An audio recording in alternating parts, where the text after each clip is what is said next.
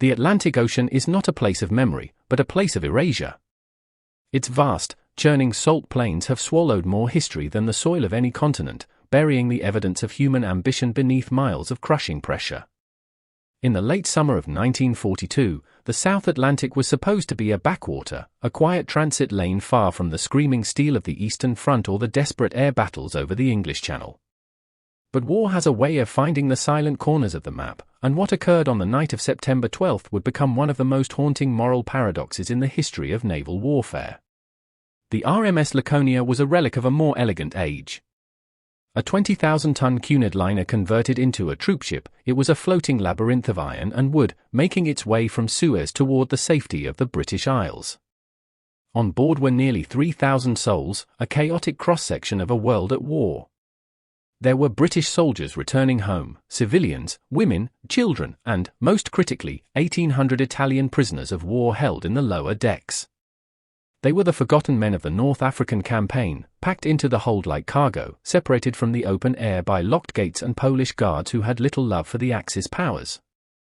High above the waves, the moon was a cold witness.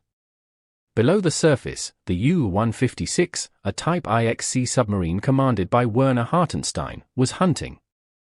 Hartenstein was not a man of ideology, but a man of the sea.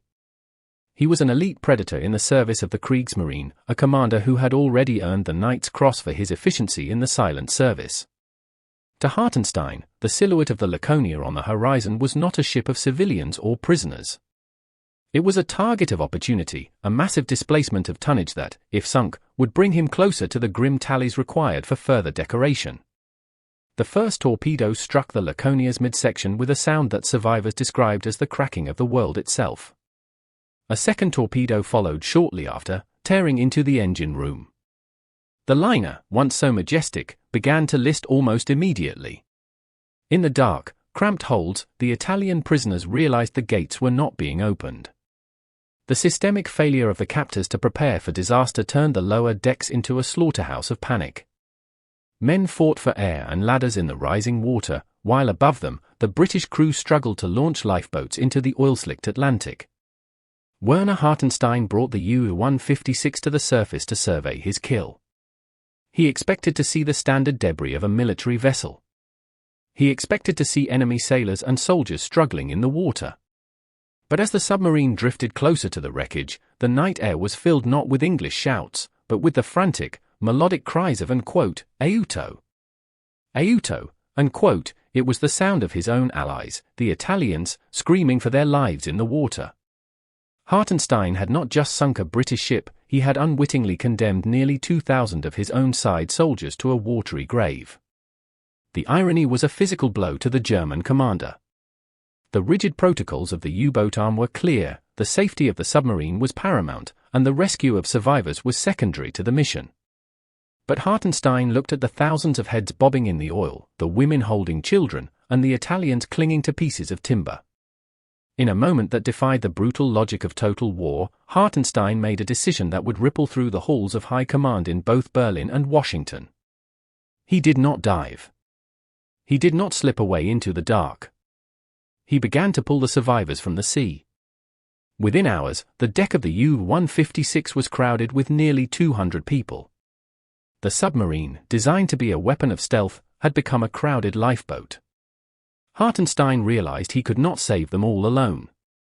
In an act of staggering audacity, he broke radio silence, broadcasting a message in plain English on an open frequency. He gave his coordinates and promised that he would not attack any ship that came to the aid of the survivors, provided they themselves were not attacked by air or sea. It was an invitation to a truce in the middle of a global conflagrum. This was the first great systemic failure of the incident. Hartenstein's superiors, including Admiral Karl Donitz, were horrified. To them, a U-boat was a strategic asset, not a humanitarian vessel. Yet, Donitz, a man later known for his cold calculation, allowed the rescue to continue, even ordering other U-boats in the area to converge and assist. For a few brief days, the South Atlantic became a theater of the impossible. German U-boats cruised the surface with Red Cross flags draped over their decks, towing lifeboats filled with British and Italian survivors. The scene was surreal. German sailors shared their rations with British women. Italian soldiers, once prisoners, sat shoulder to shoulder with their German rescuers. It was a momentary collapse of the war's tribalism, a brief return to the old chivalry of the sea. But while the men on the water were finding their humanity, the machines of war in the air were operating on a different set of data. The message Hartenstein had broadcast had been intercepted by the Allies, but the response was not one of gratitude. It was one of suspicion and cold tactical necessity. From the secret airbase on Ascension Island, an American B-24 Liberator took flight. The pilot, Captain James Richardson, was told there was a German U-boat on the surface. When he arrived at the coordinates, he saw exactly what Hartenstein had described. He saw the Red Cross flags. He saw the lifeboats being towed.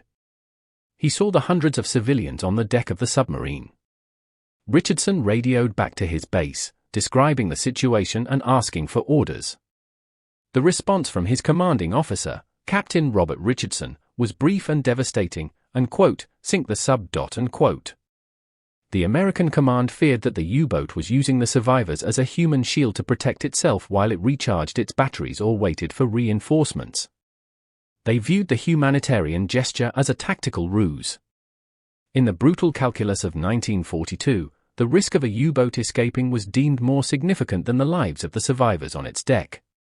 The B-24 banked and began its bombing run. The first depth charges fell among the lifeboats, shattering the fragile piece and killing scores of people who had already survived the initial sinking. Hartenstein was forced into a horrific choice. To stay on the surface was to invite the destruction of his own boat and the death of his crew. With the American bomber circling for another pass, he ordered the survivors off the deck. Men, women, and the injured were pushed back into the sea. The U-156 performed an emergency dive, disappearing beneath the waves and leaving the survivors to fend for themselves in the wake of the American attack. The truce was over. The brief flicker of human empathy had been extinguished by a chain of command that saw only targets and assets. The aftermath of the Laconia incident was a dark turning point in the war. When Admiral Donitz learned of the American attack on a U-boat engaged in rescue operations, his fury was absolute. He believed the Allies had proven that no mercy would be shown, and therefore, no mercy should be given. He issued the infamous Laconia Order, a directive that forbade U-boat commanders from attempting any rescues of survivors from sunken ships. The order stated that, unquote, "rescue contradicts the most elementary demands of warfare for the destruction of enemy ships and crews." Unquote. This was the final tragic conclusion of the event. The Laconia Order effectively legalized a policy of, unquote, "no quarters," unquote, in the Atlantic. From that point forward, the war beneath the waves became a colder, more ruthless affair. Commanders who might have once leaned toward Hartenstein's brand of chivalry were now bound by a written command to leave the dying to the sea. The B-24's bombs had not just damaged a German submarine, they had destroyed the last remnants of maritime law. Yet, in the shadows of this disaster, there were unsung heroes. The Vichy French ships, dispatched from Africa, eventually arrived to pick up the remaining survivors who had been left behind after the U-boats were forced to dive. Because of Hartenstein's initial defiance of protocol, over 1,000 people were eventually saved who would have otherwise perished in the first hours of the sinking. Hartenstein himself would not survive the war. He and the U-156 were lost in 1943, sunk by another American aircraft. He died a hero to his men and a war criminal in the eyes of some, yet his actions remain a testament to the individual's power to resist the systemic machinery of hate. The philosophical takeaway of the Laconia incident is a bitter one. It reveals that in the architecture of total war, the most dangerous thing a soldier can do is recognize the humanity of his enemy. Hartenstein's compassion was treated as a weakness by his enemies and a liability by his superiors. The systemic failure was not just a lack of communication or a tactical error, it was the failure of the human moral compass when faced with the overwhelming gravity of a global struggle. The Atlantic remains a graveyard, but the story of the Laconia serves as a lighthouse, illuminating the fragile, flickering line between the soldier and the man. The sea does not care for flags, and the wind does not remember names. But history must remember the night the South Atlantic turned into a cathedral of iron and oil. It must remember that even in the darkest depths of the 20th century's greatest horror, there were moments where the heart defied the holster. The Laconia order would eventually be used as evidence against Donitz at the Nuremberg trials, a final irony in a story defined by them.